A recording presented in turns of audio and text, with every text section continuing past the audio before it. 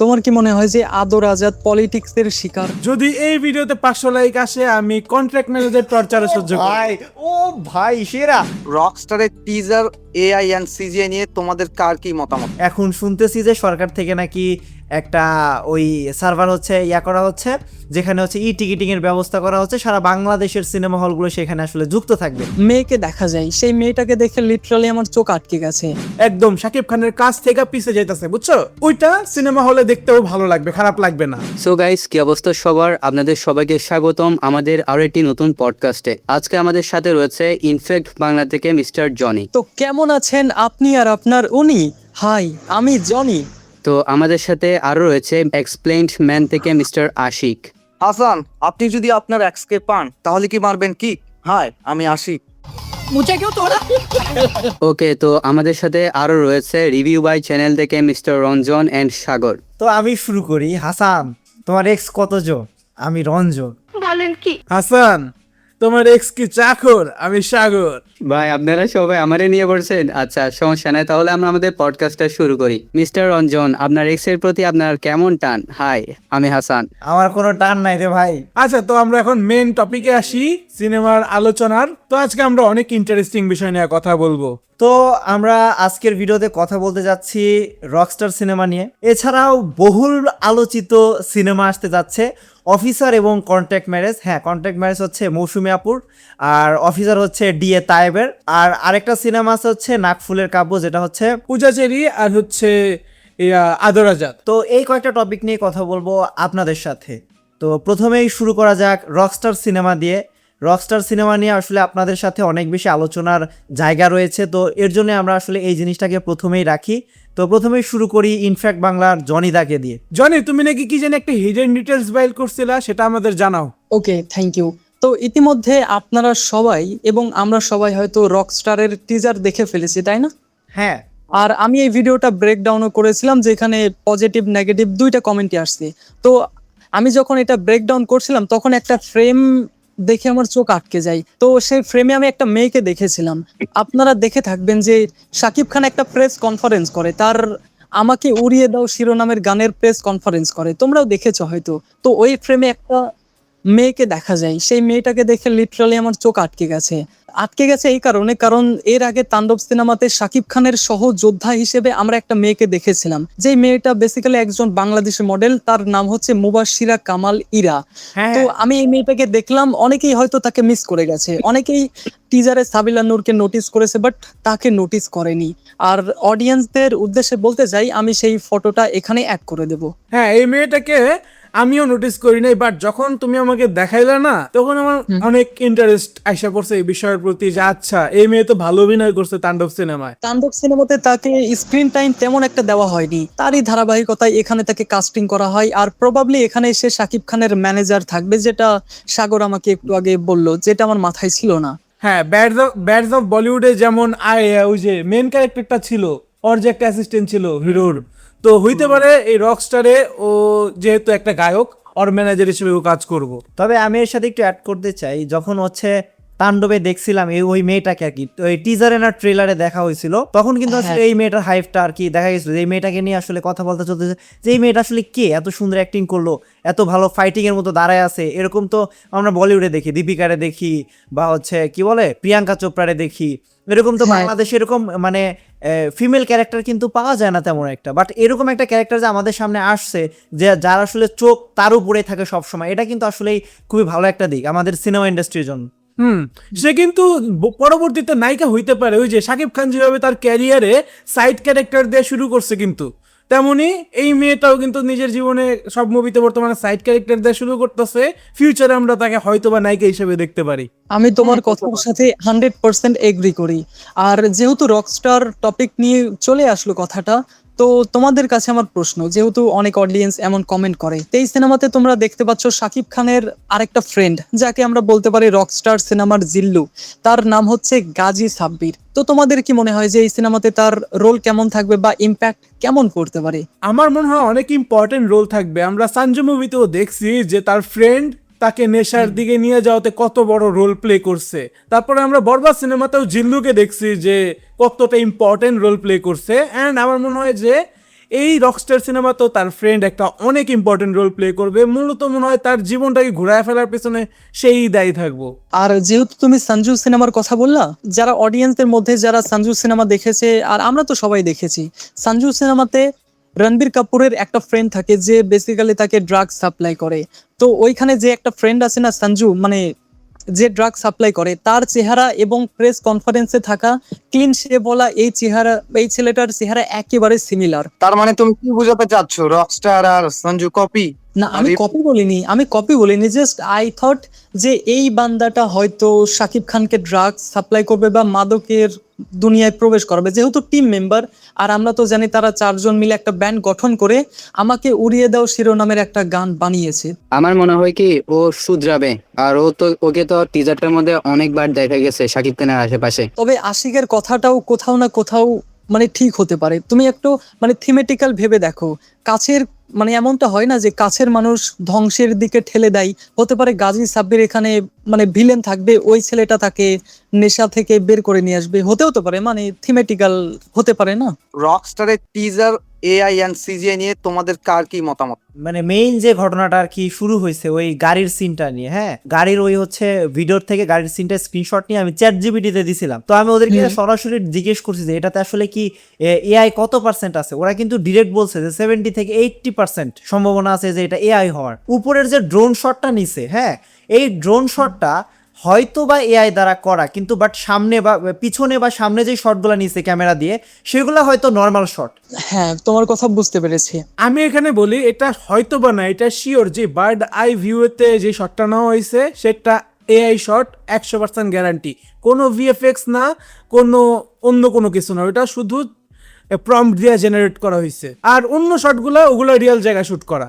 আচ্ছা, ওইটা বুঝতে পেরেছি। তো আমার ইনবক্সে অনেকে আমাকে বললো যে ভাইয়া আপনি এটা নিয়ে কথা বলেন, যে দেখেন এটা রিয়ালিস্টিক ভাবে শুট করা হয়েছে। বাট যখন এই যে ড্রোন শটটা আমি দেখছি না, ছোট ছোট জিনিস নোটিস করলে বোঝা যায় যে হ্যাঁ এটা এআই ইউজ করা হয়েছে। হ্যাঁ, যেমন ওই যে ভিডিও ভালোভাবে যদি লক্ষ্য করি তখন আমরা দেখতে পারি যে কিনারের একটা জায়গায় যখন যেটা গাড়ি আটকায় সেটা একটু পর পর গায়েব হয়ে যেতেছে, ওইটার উপর দিয়ে মানুষ ওভারল্যাপ করতেছে।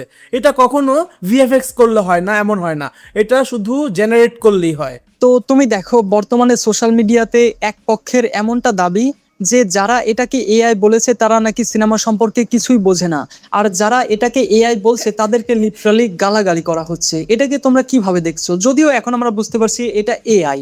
এআই আমার সমস্যা নাই, কারণ জিনিসটা যখন এটা টিজারে খুব তাড়াতাড়ি চলে যায় আমার চোখেও পড়ে না, তো এটা ভালো জিনিস, খারাপ না। এআই ইউজ করে যদি আমাদেরকে বড় কিছু প্রেজেন্ট করতে পারে তাহলে এটা খারাপ না। বলবো যারা গালি দিতেছে সেটা ক্রিটিসাইজ করার কারণে এটাও একেবারে ঠিক জিনিস না, কারণ হচ্ছে আমাদের কাজই হচ্ছে ভুল জিনিসকে দেখানো মানুষের সামনে। কিছু কন্টেন্ট ক্রিয়েটর আছে যে বলতেছে যে তুই এটা বলবি কেন, আরে ভাই আমাদের কাজই হচ্ছে বলা, আমরা যদি না বলি তাহলে কি হবে? মানে আরো একটা জিনিস আছে, যেসব ফুটেজ গুলো ওখানে ব্যবহার করা হয়েছে না, ওগুলো কম্পিউটার স্ক্রিনে বা মোবাইলে দেখতে এটা ভালো ফিল পাচ্ছি, বাস যখন আমরা বিগ স্ক্রিনে থিয়েটারে দেখবো তখন কিন্তু ওই ফুটেজ গুলো ফাটে যাবে এবং পরিষ্কারভাবে বোঝা যাবে। এখন কিন্তু বর্তমানে পুরো বিশ্বের মধ্যে যতগুলো মুভি হচ্ছে, বিশেষ করে সাইফাই বলেন বা যেগুলো একদম বিগ বাজেটের মুভি হচ্ছে না, সবগুলোতে তো কম বেশি এআই ইউজ করতেছে। Right. যেমন ধরেন থালাপাতি যে ট্রেলারটা রিলিজ করছিল জানানায়াগানের, ওইখানে কিন্তু জেমিনাইয়ের যে লোগোটা স্পষ্ট দেখা গেছিল, কিন্তু ওটা নিয়ে তো অত ওভার হাইপড টাইপের হয় নাই, কন্ট্রোভার্সি হয় নাই। কিন্তু আমাদের রকস্টারের বেলায় সামান্য একটু এআই ইউজ করছে, তো এটা কনফার্ম না, কিন্তু এটা নিয়ে অনেক বেশি কন্ট্রোভার্সি হচ্ছে, যেটা একদম উচিত না। আমি জনগণ মুভিটা দেখছি, হ্যাঁ, মানে প্রথম থেকে আমি যখন দেখা শুরু করছি, প্রথমের যতগুলা সিন আছে, বিশেষ করে জেলের 2-1টা সিন আছে না, পুরো সিজিআই চোখে পড়ে, কিন্তু রকস্টারের টিজারে এটা কিন্তু তেমন একটা চোখে পড়ে না। এআইটাকে যদি পারফেক্ট ভাবে ইউজ করতে পারে তাহলে ওটা ঠিকঠাক। ধরেন যে এআই ইউজ করছে কিন্তু এটাকে ঠিকভাবে এক্সিকিউট করতে পারে না, এটা চোখে পড়তেছে, খারাপ দেখাচ্ছে, তখন এটাকে আমরা ভুল হিসেবে ধরতে পারি। তবে যদি এটাকে পারফেক্ট ভাবে ইউজ করে যেটা আমাদেরকে স্যাটিসফাই করবে, আমাদের দৃষ্টিকটু লাগবে না, তখন এটাকে অবশ্যই অ্যাপ্রিসিয়েট করতে হবে যে বাংলাদেশি মুভিতে এআই এর পারফেক্ট ইউজ হয়েছে। এটা কন্ট্রোভার্সি কিছু বলে আমি মনে করি না। আমি এইগুলো বিষয় নিয়ে অনেক করি, ঘাটাঘাটি করি, কারণ ভিএফএক্স এর কাজ বলো এগুলো সবসময় আমার অনেক ইন্টারেস্ট দেয়, বুঝছো। মূলত সিনেমা হলেও এই সিনগুলো দেখালে সমস্যা হবে না। কোন 2টা সিন দেখালে শুধু সমস্যা হবে জানো? সেই বার্ড আই ভিউ এর ওই শটটা দেখালে সমস্যা হবে, আমার বিশ্বাস সেটা একেবারে কাইটা ফেলবে, ওইটা কখনোই সিনেমাতে ইউজ করবে না। আর হচ্ছে ওই যে বার্ড আই ভিউতেই যে স্টেডিয়ামের শটটা দেখাইছে অনেক উপরে, ওই 2টা শট ঝামেলা করতে পারে যদি সিনেমা হলে দেখায়। আর যে আরেকটা স্টেডিয়ামের শটই দেখাইছে যেটার ভিএফএক্স অত সুন্দর না, যে একদম শাকিব খানের কাছ থেকে পিছে যাইতেছে, বুঝছো? ওইটা সিনেমা হলে দেখতেও ভালো লাগবে, খারাপ লাগবে না। এই রকস্টার সিনেমায় যদি একটা শটেরও প্রবলেম হয়, তারপরে দেখবা ওটা নিয়ে প্রিন্সের মতো তোলপাড় শুরু করে দিবে যে এই তো শাকিব খানের সিনেমা মানে এই। আজমান রুশোর কাছে সময় আছে এই টিজারের পরও এখন পর্যন্ত সিনেমা রিলিজ করা পর্যন্ত ভিএফএক্স এ কাজ করা, আরো সুন্দর সুন্দর শট রাখা। আমার বিশ্বাস কি জানো, আজমান রুশো একেবারে এটাকে নেল ডাউন করে ফেলবে। তাহলে তো বুঝতেই পারছো আজমান রুশোর মাথায় অবশ্যই এটা আছে যে ভালোভাবে এক্সিকিউট করতে হবে। আচ্ছা, আমরা এই টপিক নিয়ে অনেক কথা বলছি, জাস্ট আমি একটা কথা বলে শেষ করি। আমার মনে হয় যে রকস্টারের এই টিজার দেখে, আচ্ছা প্রিন্সের পরিচালকের নাম কি? আবু হায়াত মাহমুদ। তো আমার মনে হয় যে প্রিন্সে যখন শাকিব খান গিটার প্লে করছে, আমার মনে হয় আবু হায়াত মাহমুদ সে গিটার দেখে হয়তো ভাবতেছে, ইস এখান থেকে যদি গুলি বের হতো সেই লাগতো। এই রকস্টার টপিকটা আসলে মোটামুটি এখন বাদ দেওয়া উচিত, কারণ মনে হয় অনেক কথা বলে ফেলছি রকস্টার টপিক নিয়ে। এরপরে আমাদের বহুল আলোচিত সিনেমা কন্ট্রাক্ট ম্যারেজ, এটা নিয়ে কথা বলা উচিত। হ্যাঁ, এখন যেহেতু সিনেমাটা ঈদে আসতেছে, আমাদের অবশ্যই এনাদেরকে সামনে আনা উচিত। তারা এত ভালো একটা সিনেমা বানাচ্ছে, আমাদের তো এটা নিয়ে কথা না বলে আসলে পাপ হবে। রঞ্জন, কয় টাকা খাইছিস তুই? আসলে কয় টাকা খাইছো তাই বলো? আমি এখন পর্যন্ত কোনো কন্টেন্ট বানাই না এটা নিয়ে, ঠিক আছে? আচ্ছা আমি কি বলি, ও কি টাকা খাইছে নাকি ওর জেবা জান্নাতের নাম্বার পাইছে? আমি তো কনফিউজ। বড় কথা কি, খাইছে আমারে জানাই নাই কে? তোমরা কি টিজারটা দেখছো কন্ট্রাক্ট ম্যারেজের? হ্যাঁ আমি দেখছি। আমি দেখি হ্যাঁ, আমিও দেখছি হালকা করে। আচ্ছা, আমি প্রথমে একটু শুরু করি। হ্যাঁ, আমি দেখতে নিয়েছিলাম, দেখতে দেখতে আসলে পুরাটাই দেখছি, কিন্তু আমার মানে এতটা পরিমাণ বাজে লাগতেছিল দেখতে যে আমি আসলে 2 মিনিটের একটা টিজার আমি শেষ করতে পারতেছিলাম না। মনটা চাইতেছিল যে কখন এটা শেষ হয়, কখন এটা আমি ফোনটা রাখি, কখন ফোনটা রাখবো আমি। এই জিনিসটা আমার কোনো সময় ফিল হয় না, বাট এই যে কন্ট্রাক্ট ম্যারেজ আছে এটা দেখার সময় আমার ফিল হয়েছে, ভাই এতটা পরিমাণ বাজে লাগছে। শাকিব খানের রকস্টার এইসব সিনেমার কাছে বাচ্চা, মানে রকস্টার চলে। এই সিনেমার সিনেমাটোগ্রাফি দেখো ভাই, কালার গ্রেডিং, প্রত্যেকটা ফ্রেম একেবারে ক্রিস্টোফার নোলান দেখলে বলবে যে স্যালিউট ভাই স্যালিউট। আপনার মধ্যে ভাই এত প্রতিভা কোথায় থাকে? জনি, তোমার এই সার্কাজমটাও অনেক সাকিবিয়ানরা কিন্তু বুঝবো না। না বুঝলে নাই। তাছাড়া এই যে টিজারের মধ্যে যে গানগুলো ইউজ করছে ভাই, মানে সেই 2002 সালের 1 সালের কথা আমার মনে পড়ে যায়, বুঝছো? এটা নিয়ে তো অনেক কন্ট্রোভার্সি হয়েছে যে এটা নাকি আসলে নাটক করার কথা ছিল, কিন্তু নাটক থেকে এই কি বলে জাহাঙ্গীর না কি যেন নাম, উনি নাকি আর কি সিনেমা বানায় ফেলছে, ঠিক আছে? এখন এটা আবার সিনেপ্লেক্সেও নাকি মুক্তি পাইতেছে, এটাও শুনতে হয় যে সারা বাংলাদেশেও নাকি মুক্তি পেয়েছে 30টা না 34টা হলে। কি কন্ট্রাক্ট ম্যারেজ? হ্যাঁ, 15 তারিখ মুক্তি পাবে। তো কে কে আসলে দেখবেন আমাদেরকে অবশ্যই কমেন্টে জানাতে পারেন। আমার কথা হচ্ছে এরা যে ক্যামেরা অ্যাঙ্গেল গুলো নিচ্ছে, এগুলো তো নাটকে যেরকম নেই ওগুলোও ফেল করে দিবে, যে যেভাবে ক্যামেরা অ্যাঙ্গেল শট নিচ্ছে, বাপ রে বাপ। এই যে সাগর যে আমাদেরকে আগের ভিডিওতে যে বলছিল যে 100 লাইক হইলে পারে সর্দার বাড়ির খেলা সেই সিনেমাটা দেখতে যাবে, আমাদের তো অলরেডি 200+ 300+ লাইক হয়ে গেছে। তাহলে সাগর যে দেখতে গেল না, এটার অপরাধে তাকে শাস্তি কি দেওয়া যায়? এখন এটা শাস্তি হিসেবে আমি ভাবছি যে ওরা আমি জোর করে কন্ট্রাক্ট ম্যারেজ দেখাইতে নিয়ে যাবো। Good good. আর আমি বলে দিতেছি, যদি এই ভিডিওতে 500 লাইক আসে, আমি কন্ট্রাক্ট ম্যারেজের টর্চারে সহ্য করব। ভাই ও ভাই সেরা সেরা। তবে সত্যি বলতে একটা মজার কথা বলি, আমি এই টিজার দেখার সময় যখন 1 মিনিট পূরণ হয়েছে তখন আমি ভাবতেছিলাম যে ইস হায়াত চাচাকে দেখতে পারলে ভালো লাগতো। তার একটু পরে গেস হোয়াট, আমি তাকে দেখছি। আমি তাই তো বলতেছি যে কি ব্যাপার, বস্তা বস্তা সিনেমা কিন্তু কাজী হায়াত নাই, এটা কি মানা যায়? এই কাজী হায়াত লোকটা না, আমিও কথা বলি, এ থাকা মানে সিনেমা ফালতু, আর কিছু না। আর তোমরা প্রশ্ন করতে পারো বা অনেক অডিয়েন্স প্রশ্ন করতে পারে, এইসব সিনেমা কে দেখে ভাই, আর এটা সেন্সর থেকে পাস হয় কিভাবে? তো তাদেরকে বলতে চাই এখানে কাজী হায়াত আছে, you know what I mean. Oh yeah সেটাই নাহলে কত ভালো ভালো মুভি সেন্সর আটকে আছে, আর এগুলো কেমনে সেন্সর করতে পারে? আচ্ছা, আমি কন্ট্রাক্ট ম্যারেজে একটা জোস জিনিস নিয়ে কথা বলতে চাই। একটা কাল্লু ভিলেনটা দেখছিলা? বলিউডের একটা ওই যে কমেডিয়ানের মতো। হ্যাঁ। বলিউড না, সাউথের কমেডিয়ান, ওই যে কালো, হ্যাঁ। ইয়া, মাথায় কিছু নাই। হ্যাঁ, আমি যে একটা ইউনিভার্স বানাবো না, ওইটাতে ভাবতেছি অরেনিমু। তামিল পুরা ভাইব দেয়। তাছাড়া কিন্তু ওকে ভালোভাবে দেখায়নি। হ্যাঁ, এই কাল্লুটারে কিন্তু বাংলাদেশে ভালো একটা কমেডিয়ান বানানো সম্ভব আমার মনে হয়। আচ্ছা, আমরা জিতের একটা মুভি দেখছিলাম না, জিতেও তো মনে একটা কন্ট্রাক্ট ম্যারেজ করছিল কোয়েলের সাথে। হ্যাঁ 7 পাকে বাঁধা। সস্তা ভার্সন হইতে পারে সেটার। আচ্ছা, আমি এখন এটার থেকে ভালো একটা সিনেমার নাম বলবো, জনিদা অফিসার ইনচার্জ। হ্যাঁ, এটার থেকে 1000 গুণে বেটার। ওদের কিন্তু ক্যামেরার অ্যাঙ্গেলগুলো ঠিক আছে, বাট ভিতরের জিনিসপত্র ভাই খুবই ক্রিঞ্জি, খুবই ক্রিঞ্জ। তা অবশ্য ঠিক বলছো। আচ্ছা, যেহেতু আমরা এটা নিয়ে কথা বলছি, এটার কাস্টিং নিয়ে একটু কথা বলা যাক। এটার কাস্টিং এ রয়েছে ডিএ তায়েব আঙ্কেল, মাহিয়া মাহি, আর অবশ্যই মিশা সওদাগর। আর আমার পছন্দের একটা অভিনেত্রী আছে দীপা খন্দকার। আর তোমরা জানলে অবাক হবা যে এই সিনেমার পরিচালক কে, বদিউল আলম খোকন। খোকন ভাই ইজ ব্যাক। সেটাই তো। আমাকে কামব্যাক দিব। আচ্ছা, আমরা ফালতু সিনেমার কথা বাদ দেই, কারণ এগুলো সিনেমার কথা বললেও মাথা ব্যথা করা শুরু করে দেয়। তো এই যে এত ফালতু টপিক নিয়ে আসলে কথা বলা হলো, এর মাঝখানে একটা আসলে ভালো জিনিস নিয়ে আমাদের আলোচনা করা উচিত, যেটা আসলে আমরা সবাই মিস করে গেছি। সেটা হচ্ছে রোদের গান মন ছাড়া কি, যেটা একটা বাউল গান টাইপ, সেটা আজকে সবাই কি শুনছিলা? হ্যাঁ, আমি শুনছি, আমি দেখছি, মানে টোটালি গ্রাম্য ফিল। আর যে বাউল সঙ্গীতের একটা সৌন্দর্য না, এটা এখানে প্রপারলি দেখাইছে, শুনতে ভালো লাগছিল, সাথে ভিজুয়াল। আর হাসান? আমার তো এটা জোস লাগছে বিকজ অফ এখানে গ্রামীণ দৃশ্যের সাথে যেরকম মিউজিক টোন প্লাস মিউজিকটা ইউজ করছে একদম পারফেক্টলি মিলে গেছে গা। এবার আমি বলি আমার কেমন লাগছে, আমার এক্সপিরিয়েন্স কেমন ছিল। একদম ধরতে গেলে মাস্টারপিস একটা এক্সপিরিয়েন্স ছিল। নাজিবা তুষের অ্যাক্টিং থেকে শুরু কইরা মেজবাউর রহমান সুমনের সিনেমাটোগ্রাফি সব কিছু টিজার টাইপ, মানে এই গানটাই বুঝিয়ে দেয় যে আমরা সিনেমা হলে একটা অসাম এক্সপিরিয়েন্স পেতে যেতেছি। সিনেমাটোগ্রাফিটা ভালো লাগছে, গানের অন্তত সিনেমাটোগ্রাফিটা যে লেভেলের কালার গ্রেডিং করছে এটা খুবই সুন্দর। এটা লিরিক্স তোমরা শুনছো? আমার কাছে তো হেভি লাগছে, মানে শুনতে ভালো লাগছিল লিরিক্স, বিশেষ করে লিরিক্স। তাছাড়া আরেকটা জিনিস যদি খেয়াল করো, লাস্টের যে সিনটা, হ্যাঁ, ওই চাঁদের সাথে যে ছনের ঘর দেখানোর সিনটা, ভাই আমি জাস্ট ওই সিনটাতে তাকাই ছিলাম যে আয় হায় কি দেখাচ্ছে আমাদেরকে, এত সুন্দর ভিজুয়াল। এর আগে আসলে এরকম ভাবে হাওয়াতে একটু দেখছিলাম, বড়ভাবে একটু ফিল দিতেছিল, আবার সেই ফিলটা আমরা আসলে রোদে ফিরে পেলাম। যে এই যে নাজিফা তুষির যে ক্যারেক্টারটা, হ্যাঁ, তার যে মেকআপ, তার যে হচ্ছে ওভারঅল লুক, সেই জিনিসটা নিয়ে আমাদের কথা বলা উচিত। সে কিন্তু প্রত্যেকটা সিনেমাতেই নিজেকে আসলে এমনভাবে প্রেজেন্ট করে যে সে হচ্ছে এই বাংলাদেশের কুইন। হ্যাঁ, প্রত্যেকটা ক্যারেক্টার সে যেন রপ্ত করতে পারে, প্রত্যেকটা ক্যারেক্টারে সে নিজেকে মানায় নিতে পারে। এটা নিয়ে আসলে তোমাদের মতামত কি? আমি তার প্রেসার কুকার সিনেমা এখনো দেখিনি, আর আমি তার অনেকগুলো কন্টেন্টই দেখেছি মানে আগের। তো সেই হিসেবে বলা চলে তিনি একজন আন্ডাররেটেড অ্যাক্ট্রেস। রাইট। তার কনফিডেন্স দেন কথাবার্তা শুনে আমার মনে হচ্ছে হ্যাঁ খুবই ভালো একজন অভিনেতা। আমি বলি, আমি প্রেসার কুকার দেখছি, তা সে 90% সিনেমা কাইরা নিছে তার অ্যাক্টিং দিয়ে, বুঝছো?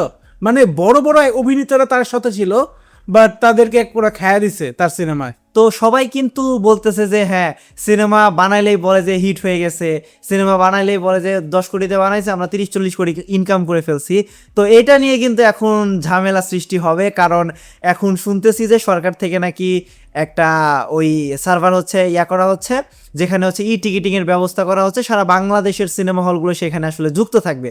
তো এটা নিয়ে আমি খুবই ইন্টারেস্টেড আছি, খুবই আসলে আমি আশাবাদী।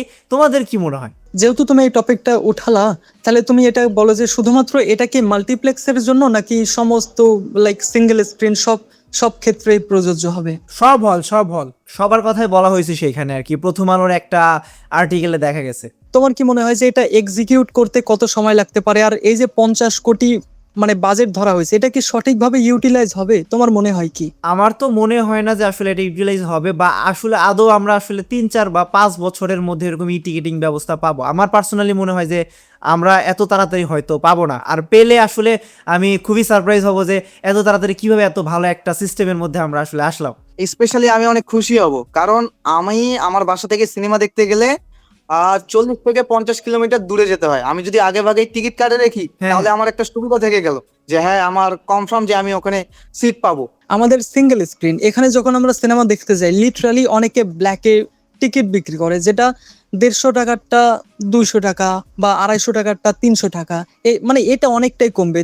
দেখো আমরা বাসা থেকে কিন্তু টিকিট কাটতে পারবো। হ্যাঁ, আমি বলি, আমাদের শ্যামলী হলে লাস্ট 1 বছর আগেও টিকিটিং ছিল না, বুঝছো?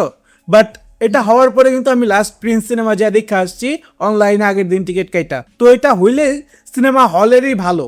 এটা কিন্তু একটা অনেক হার্ড জিনিস, কারণ হচ্ছে 50 কোটি টাকা ধরো সরকার দিল, সেটা ইউটিলাইজ করবে না, সেটা দুর্নীতির মাধ্যমে অনেক মানুষ খরচ করে ফেলবে, যেমনটা করছে অনুদানের সিনেমাতে। তো এটা সমাধানেরও একটা সিস্টেম আছে। সেই সিস্টেমটা হলো সিনেমার সব জায়গা থেকে, বুঝছো, একটা অ্যাক্টর, একটা ডিরেক্টর, একটা পরিচালক, একটা ইউটিউবার, এমনকি বুঝছো, তারপর একটা ফেসবুক পেজের মালিক, এরকম সব এই জায়গা থেকে বড় বড় বা ভালো ভালো মানুষদেরকে নিয়ে এটা পর্যবেক্ষণের দায়িত্ব দিতে হবে সরকারের। হ্যাঁ। তাহলে একটা টাকাও যদি তারা অন্যদিকে করে, সেটা ধরো কি আমার মতো ইউটিউবার বলবো যে আচ্ছা আপনি এই টাকা এইভাবে খরচ করলেন কে, একটা বালিশের পিছনে এত টাকা খরচ করলেন কে, তখন এই 50 কোটি টাকাটা ইউটিলাইজ হবে পুরোপুরি ধরতে গেলে এই সিনেমার পিছনে, এই একটা আওতায় আনার পিছনে। অ্যান্ড এর সাথে সামনের ঈদে কিন্তু আরেকটা সিনেমা মুক্তি পাবে, তোমরা কি জানো?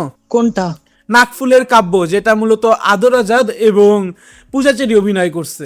আদরা তাদের কথা বললেই তো মনে পড়ে যে ঈদ থেকে তারা প্রত্যেকবার সরায় ফেলে, ঈদ থেকে তারা প্রত্যেকবার সরে যায়, আস্তে আস্তে বলে আর আসে না। আসি আসি বলেও ধোকা দেয় না। হাসান কি দেখছো? না, আমি আদর দেখেছি, আজাদের মুভি আমার দেখা হয় না কোনোদিন। আমি বলি আদর আজাদ ছেলেটা কষ্ট করে অনেক বেশি, তার আমি দুইটা বা তিনটার মতো মুভি দেখছি। তো সে ছেলেটা উঠতে চাইতেছে, তাকে যদি প্রপারলি একজন ইউজ করতে পারে সে পুরো ফাটায় দিতে পারবে। আচ্ছা, একটা কন্ট্রোভার্সিয়াল কোশ্চেন, তোমার কি মনে হয় যে আদর আজাদ পলিটিক্সের শিকার? না না, পলিটিক্সের শিকার না, সে সুযোগ পাইতেছে না, তার ভাগ্য খারাপ, বুঝছো? পলিটিক্সের এই আমাদের ইন্ডাস্ট্রিতে পলিটিক্স করার মতো ক্ষমতা কারোই নাই, বুঝছো, তেমন একটা। আচ্ছা, সব সময় কি ভাগ্য তারই খারাপ হয়? অন্যান্য নায়ক তো আছে, তাই না? তুমি দেখো জাহাঙ্গীর মামার সিনেমা পর্যন্ত রিলিজ হচ্ছে, তাহলে এর ভাগ্য প্রত্যেকবার খারাপ হয় কিভাবে? কারণ সে এখন পাকনামি করে ঈদে আসতেছে প্রত্যেকবার, তো ঈদে আসলে তো মায়ের খাইবই। আর তার এখন লাইন আপে যতগুলো সিনেমা মানে রয়ে গেছে, তো সেই হিসেবে আমার মনে হয় আমাদের প্রত্যেকের জন্মদিনে তার একটা একটা করে সিনেমা মুক্তি দেওয়া উচিত। আচ্ছা আমি বলি যে নাকফুলের কাব্য পোস্টারটা আমার কাছে অনেক ভালো লাগছে, অ্যান্ড আমি এই সিনেমাটার জন্য এক্সাইটেড আছি। দেখা যাক এদের টিজার কেমন হয়। এদের টিজারটা যদি আমার কাছে একটুও প্রমিজিং মনে হয়, এটা আমি হলে যে খুব আনন্দের সাথে দেখবো। তো গাইস, এটাই ছিল আমাদের সিনেমা নিয়ে আজকের আলোচনা। ভিডিওটা আপনার কেমন লেগেছে সেটা অবশ্যই কমেন্টে জানাবেন। যদি আমাদের কোনো মতামতের সাথে আপনি কিছু অ্যাড করতে চান তাহলে সেটাও কমেন্টে শেয়ার করতে পারেন। তো দেখা হবে পরবর্তী আরো একটি পডকাস্টে। ততক্ষণ ভালো থাকবেন, সুস্থ থাকবেন, টেক কেয়ার, আল্লাহ হাফেজ।